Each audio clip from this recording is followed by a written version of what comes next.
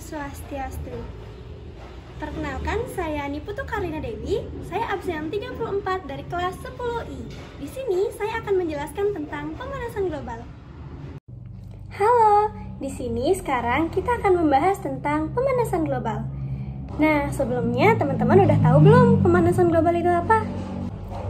Nah, jadi menurut NASA, pemanasan global merupakan peningkatan suhu bumi yang diamati dalam jangka panjang sejak masa praindustri, yaitu antara tahun 1850 sampai dengan tahun 1900. Di mana pemanasan global ini disebabkan oleh aktivitas manusia, terutama pada pembakaran fosil, yang dimana pembakaran fosil ini dapat meningkatkan gas rumah kaca yang merangkap panas di atmosfer bumi.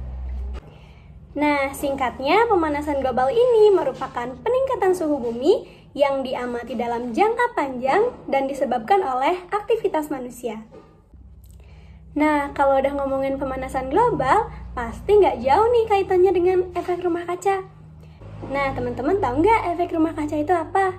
Nah, efek rumah kaca merupakan proses yang terjadi saat gas-gas di atmosfer bumi memerangkap panas matahari. Nah, di mana aktivitas manusia ternyata membuat fenomena ini semakin meningkat dan berdampak negatif pada kehidupan bumi. Nah, ilustrasinya seperti ini nih teman-teman, di mana rumah kaca itu merupakan rumah yang atap dan dindingnya terbuat dari kaca. Nah, biasanya sih ini dipakai untuk bercocok tanam teman-teman. Nah, siklus yang terjadi pada rumah kaca bisa kita lihat bersama nih teman-teman, di mana radiasi sinar matahari ternyata tidak semuanya bisa masuk ke dalam rumah kaca.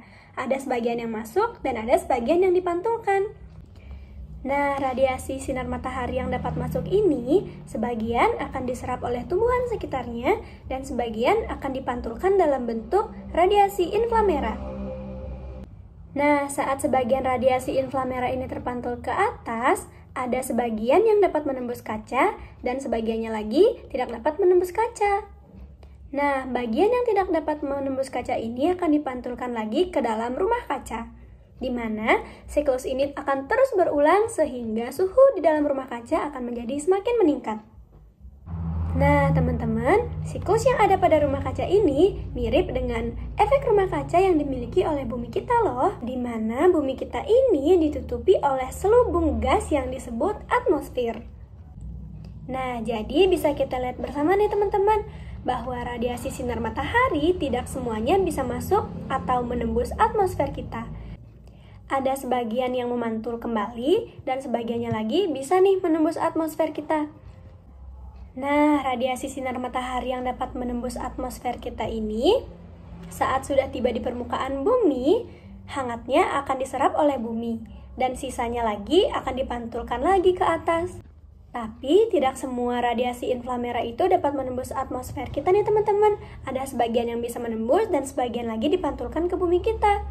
Di mana radiasi inframerah yang tidak dapat menembus atmosfer ini disebabkan oleh adanya gas rumah kaca.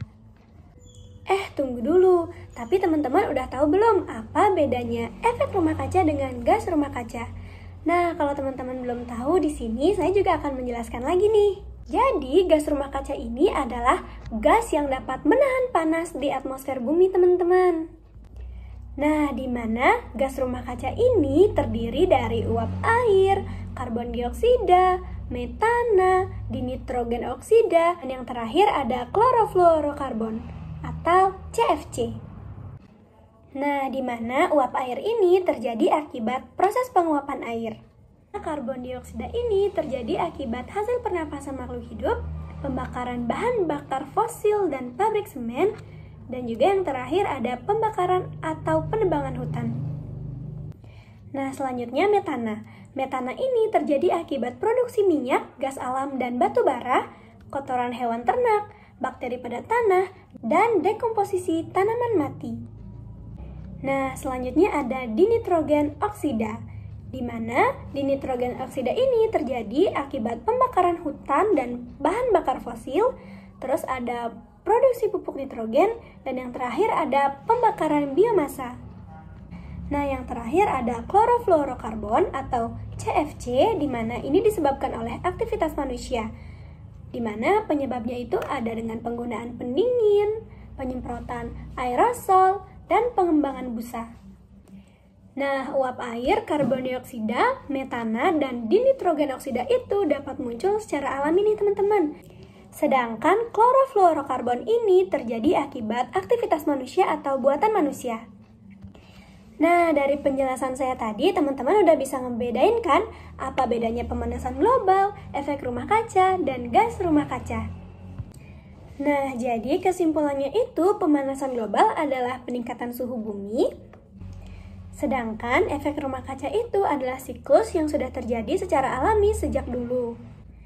Tapi, ternyata aktivitas manusia yang berlebihan itu sangat mempengaruhi gas rumah kaca, di mana gas rumah kaca ini yang menyebabkan radiasi inframerah terpantul kembali ke bumi, sehingga suhu di bumi menjadi semakin meningkat. Nah, sekian kesimpulan dari saya. Dari penjelasan saya tadi, jika ada kata-kata yang salah, saya mohon maaf, dan semoga penjelasan saya bermanfaat. Terima kasih, sampai jumpa.